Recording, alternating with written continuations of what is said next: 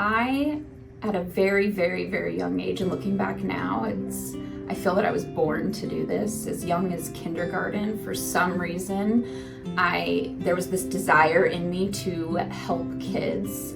And like I said, initially that was adoption. I mean, I knew I wanted to adopt when I was in kindergarten, which sounds so odd, but it was something I wanted to do.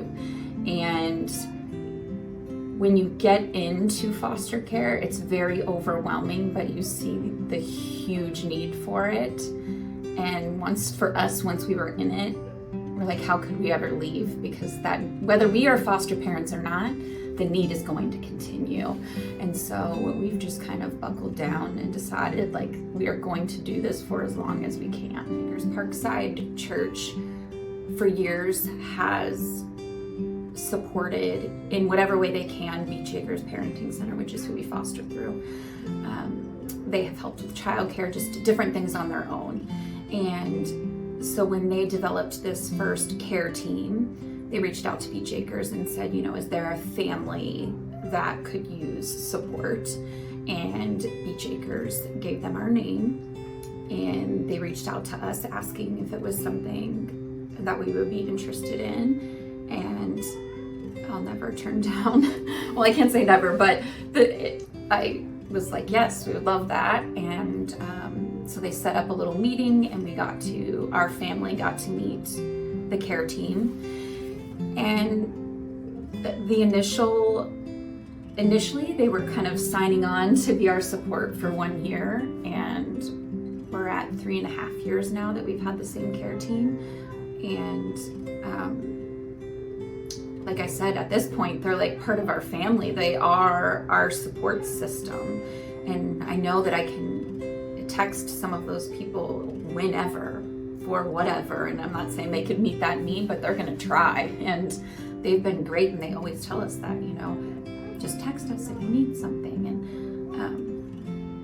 they bring us a meal once a week, which for us is a huge help. When I know that on Wednesdays I don't have to plan dinner, that for me is a huge help. Maybe it wouldn't be for another family, and they're always willing to adapt around the needs of the family, and that was a big need in our family. And yeah, so for 3.5 years we've had this team, and they've been great. And I think Parkside Church actually has added on additional teams since then. They're trying to build that, but we were kind of the guinea pigs, but it's been great. When we initially first got assigned our care community, we were in the process of adopting our son and daughter, their biological siblings, and we didn't have a ton of support prior to our care community. And so quickly they got to know our family, and actually one of the women that's on our care team, Kim, she made a huge yard sign, as long as this couch, big congratulations sign to our son and daughter, and had it put in our yard. I mean, she made it by hand, drew on it, like just congratulating them on the end of foster care. Not everything about adoption is happy. There's trauma in that, but every child is excited for foster care to end. And I just remember when she did that, I'm like, man, I've literally known her for like 2 months, and she wanted to do everything. She brought cookies to their adoption party. I mean, they were just all in so quickly. And I'll never forget that. I mean, that sign, I have pictures of it. It was just, it seems so minor, but when you've been fighting the fight and been in this case for 4.5 years, and it's finally over, and somebody like wants to celebrate it so big for you, it just made it just made a big impact for my kids as well, to see that sign, like, for them. Like, you did it, you made it, and I'll just never forget that. So we already had 7 kids in our home, and we took in a 2-year-old, and every case is so different. We had never dealt with this type of neglect before. And when they called us to take him, they didn't know anything about him. So they basically said he's a typical child.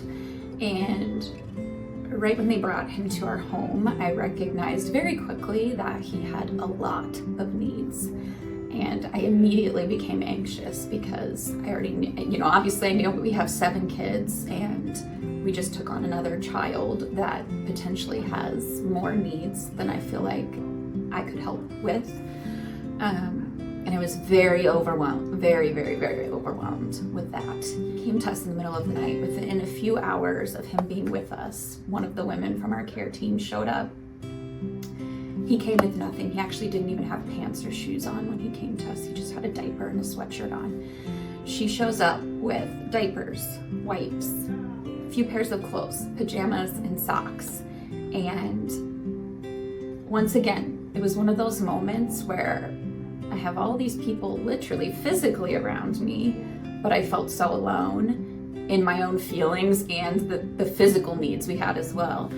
And she just showed up, and I'll never forget when she showed up, I opened the door and he went running out the door because he had a lot of behaviors, and she goes chasing him down the street for me. And I just watched him once again. I'm like, another person, hands-on, like in the moment. And once again, it seems like such a superficial, like she showed up with diapers and wipes. But I was not in the place where I could load up 8 kids, including one with special needs, in a car, take them to the store, and get just the literal basics that I needed for him. I don't know that if we didn't have that support, if I would have ever come to a place where I felt like I could care for him properly. But because we had that support, I was able to take a deep breath and just focus on him and not all of those physical needs that also needed to be met. So he didn't have to switch placements, because we had help, and it wasn't just left up to us. You can't change a child's trauma. It has happened. It is embedded in their brain. God can change it. So prayer is the power of prayer, the power of wrapping around these families so they can continue going to church. That's a big hurdle for a lot of foster families. They can't find a church that can accommodate their family. And so they stop going to church. And maybe making a meal. I mean, there's so many different needs that different families need, but everybody can do something. And I think the most power comes from the church. You add God and prayer to also that physical support or whatever the care team is doing. It just is a different level. It just is. And these families all need it. They have got trauma embedded in their families, and nothing can penetrate that like God. And so without the church, without God, there won't be redemption in these stories. It will just keep repeating itself, and we need that redemption. Each of these kids needs that. The families need that. So these care teams are, in my opinion, crucial. I mean, I don't have another way to explain it except for it has made the world of difference for our family.